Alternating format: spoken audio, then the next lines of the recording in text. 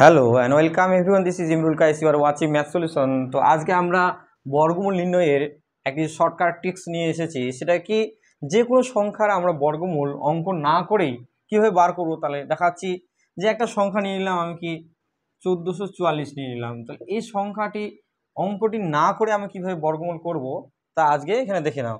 আমি প্রথমে কি এই যে সংখ্যাটা রয়েছে 4, এই 4 সংখ্যাটি এটা বলা হয় একক ইউনিট বা একক অঙ্ক।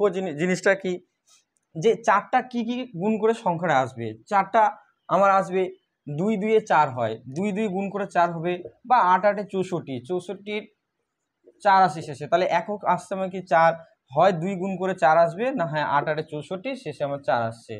তাহলে আমরা কি নিতে পারবো, এখানে নিতে পারবো 2 8।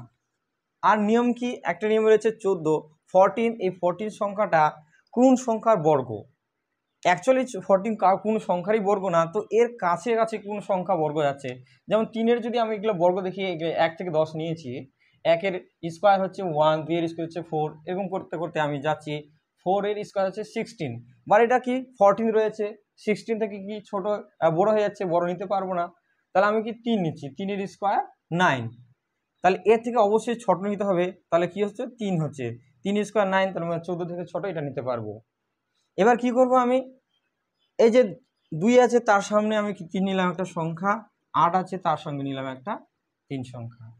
এবার নিয়মটা কি, হয় 32 হবে, না হয় 38 হবে। 1444-এর বর্গমূল হবে কত, 32 না 38। এখন আমার ফিক্সড একটা উত্তর আসেনি। তাহলে এটা কনফার্ম করার জন্য আমাকে একটা কি মেথড জানতে লাগবে, যে আমি এই সংখ্যাটা নিচ্ছি, 3 সংখ্যা নিলাম, এই 3 সংখ্যাটা পরবর্তী সংখ্যা যেটা আসবে 3-র পরে আছে 4। তাহলে এই 3 আর 4 যদি মাল্টিপ্লাই করি, 3 আর 4 যদি মাল্টিপ্লাই করি, তাহলে আসবে আমার 12। 4 3 12 12। এই 12টা কি 14 থেকে ছোট। 14 থেকে যদি ছোট হয়ে থাকে, তাহলে আমরা কি করব, যে বড় সংখ্যাটি হয়েছে তার সেটা হচ্ছে ওর বর্গমূল। এই সংখ্যাটির বর্গমূল হচ্ছে অ্যাকচুয়ালি 38।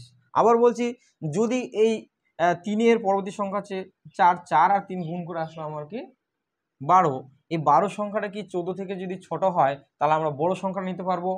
আর যদি কি হয় 14 সংখ্যাটি এটা এই দুটা গুণ করে যদি আমার কি আসে বড় আসে, 14 থেকে বড় চলে আসে, তাহলে আমাকে যে ছোট পার্টটি রয়েছে বা 32 যে রয়েছে সেটা অ্যান্সার নিতে লাগবে। তাহলে অ্যাকচুয়ালি আমার √144, এটার √ওভার করলে আমার আসলো 38। আশা করি অঙ্কটি বোঝা গেছে। সেম নিয়মে আমি যদি অন্য অঙ্ক যাই, তাহলে কি দেখতে পাবো, একটা যে কোনো উদাহরণ নেব, যে কোনো অঙ্কের ক্ষেত্রে আমরা এই ট্রিক্সটি অ্যাপ্লাই করতে পারবো। তো আমি আরেকটা এক্সাম্পল নিচ্ছি, সেটা হচ্ছে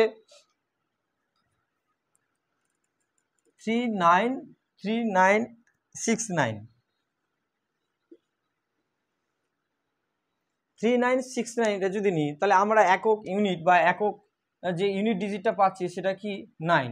তাহলে 9টা আমার কি কি করে আসে, 9টা আসবে আমি কি করে, যে 1 আর 9 9টা ডিজিট আসবে অ্যাকচুয়ালি 3 আর 7 গুণ করে, মানে কি 3 3 কে 9, 3 3 কে 9 আর কি 7 7 49। তাহলে 3-এর গুণ করে আসছে 9, বা আমরা কি 7 সাথে যদি গুণ করি তাহলে আসবে 49। তাহলে আমি একক ইউনিটটা বা একক ডিজিটটা কি 9 নিয়ে আসতে গেলে আমাকে 3 দিয়ে হয় অথবা 7 হবে। তাহলে দুটা হচ্ছে এক্ষেত্রে, তাহলে 3 and 7 হচ্ছে আমাদের ইউনিট ডিজিট। তো ইউনিট ডিজিট দুটা পাওয়া গেল।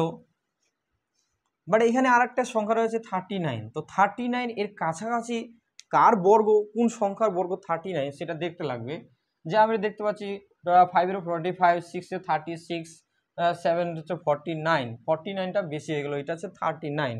তাহলে আমাকে লাগবে কি 6, 6 6 কত হয় 36। এই যে 6 36, 6-এর বর্গ হচ্ছে কি, অবশ্যই আমার কি 39 থেকে ছোট নিতে লাগবে। তাহলে আমার 6-এর বর্গ হচ্ছে 36, এখানে 39 আছে, অবশ্যই ছোট হচ্ছে। তাহলে আমি কি করবো, এখানে 63 আর এখানে 63 নিয়ে নেব। এবার কি হচ্ছে, আমি যে সংখ্যাটা নিচ্ছি সেই সংখ্যাটার পরবর্তী যে সংখ্যাটা হবে, অর্থাৎ 6টা যে নিচ্ছি, 6টার পরবর্তী সংখ্যা হচ্ছে 7।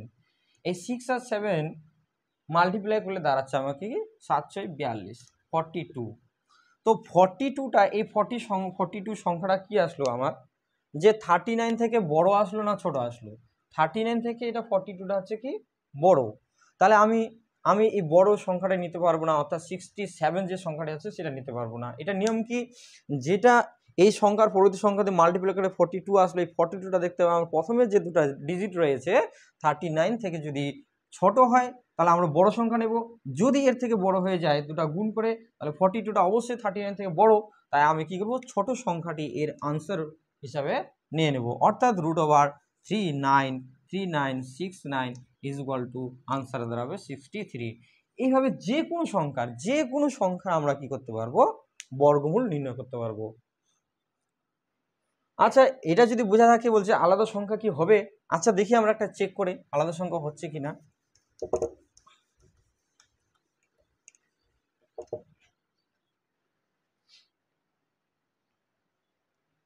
5476 একটা সংখ্যা নিলাম, বলছে এই সংখ্যাটি আমাদের বর্গমূল করব কিভাবে। তাহলে আমরা প্রথমে দেখতে লাগবে যে ইউনিট ডিজিটটা কি রয়েছে 6টা কোন কোন সংখ্যা মাল্টিপ্লাই করে আসবে। 6টা আসবে হয় 4, এই যে 6টা আসবে হয় 4 আর 6 গুণ করে, মানে কি 4 যদি গুণ করি তাহলে আসবে আমার কি 16 মানে 16।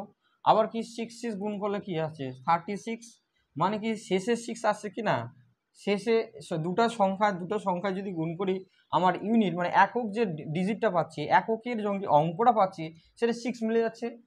তাহলে আমরা কি করব, এখানে নেব হয় 4 গুণ করে 6 আসবে, আর হয় 6 গুণ করে আসবে 6 আসবে শেষের ইউনিট ডিজিটটা। তো আমি কি করব, এবার আমার প্রথমে যে অ্যাট ফার্স্ট যে দুটো সংখ্যা রয়েছে সে দুটার কাছাকাছি একটা আমি কি বর্গ নিয়ে নেব। আমি কি দেখবো যে 7 এর স্কয়ার হচ্ছে 49 আর 8 এর স্কয়ার হচ্ছে 64, তো 64 বড় হচ্ছে 49 নেব, তাহলে কাছাকাছি যাচ্ছে আমার 7 সাথে এই 54 কাছাকাছি সংখ্যাটি হচ্ছে কি 49। তাহলে আমাকে এখানে নিতে লাগবে 7, এখানে নিতে লাগবে 7। এবার নিয়ম কি, এই যে 7 সংখ্যাটা নিচ্ছি এর পরবর্তী সংখ্যা হচ্ছে 8, তাহলে 7 × 8 7 8 56, তাহলে 56। এই 56 মাল্টিপ্লাই করে আসলো কি 54 থেকে দেখবে, এবার এই দুটা ডিজিট থেকে দেখবো যে 56টা বড় না ছোট। তাহলে 54টা হচ্ছে 56 থেকে ছোট, এই 54টা 56 থেকে ছোট। তার মানে কি আমরা বড় অ্যান্সারটা নিতে পারবো না, এটা রং। আমি নিতে পারবো কি, যেহেতু এটা বড় আসলো মাল্টিপ্লাইটা এর থেকে, তাহলে 74 হবে কার বর্গমূল, √5476 এর বর্গমূল দাঁড়াচ্ছে 74। যে কোনো সংখ্যার এইভাবে আমরা অঙ্ক না করেই আমরা কি করতে পারবো, বর্গমূল নির্ণয় করতে পারছি। আশা করা যায় ভিডিওটি বোঝা গেছে। যদি ভিডিও ভালো লেগে থাকে তাহলে ভিডিওটি লাইক এবং সাবস্ক্রাইব করে দিও সবাই, এবং শেয়ার অবশ্যই করবে।